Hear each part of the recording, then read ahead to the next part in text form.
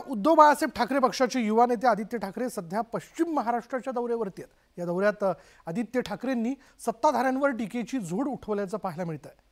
त्यामुळे पुन्हा एकदा आदित्य ठाकरे विरुद्ध सत्ताधारी असा सामना जो आहे तो जोरदार रंगलाय। सत्ताधाऱ्यांना महाराष्ट्राचा तिरस्कार, आदित्य ठाकरे यांचा जोरदार प्रहार, राज्यावर अन्याय होत असल्याचा आरोप, सत्ताधाऱ्यांनी ठाकरेंचे आरोप फेटाळले। आपल्याकडे ह्या भाजपच्या आणि मिंदे गटाच्या व्हीआयपी ना मंत्र्यांना आपल्याच राज्यासाठी वेळ नाही।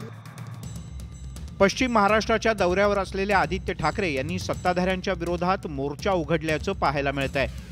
मंगळवारी कोल्हापुरात बोलताना आदित्य ठाकरे यांनी पुन्हा एकदा सत्ताधाऱ्यांवर निशाणा साधला। मुंबई पुण्यासह महाराष्ट्रातील रखडलेल्या प्रकल्पावरून आदित्य ठाकरे यांनी सत्ताधारी महायुतीला लक्ष्य केलं।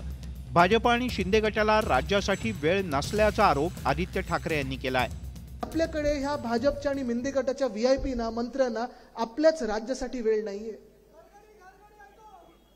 हा त्रास जो आहे ना, हा अनेकदा सहन करायला लागतो आणि गेल्या 2 वर्षात मी पाहिलंय महाराष्ट्रात अवकाळी पाऊस, अवकाळी सरकार, गारपीट हे सगळं कोसळत असतं आपल्यावर। कधी दुष्काळ असतो, कधी सुका दुष्काळ, कधी ओला दुष्काळ। हे सगळं होत असताना गेल्या 2 वर्षामध्ये शेतकरी बांधवांना मदत, नुकसान भरपाई 1 रुपयाची पोचली नाही। आदित्य ठाकरे यांच्या या आरोपांना सत्ताधाऱ्यांनी सुद्धा प्रत्युत्तर दिलंय।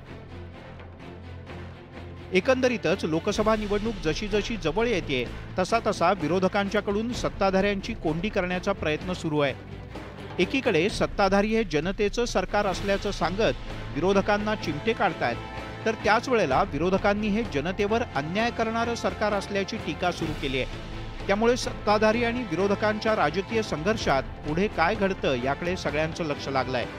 Bureau report, news 18 Lokmat.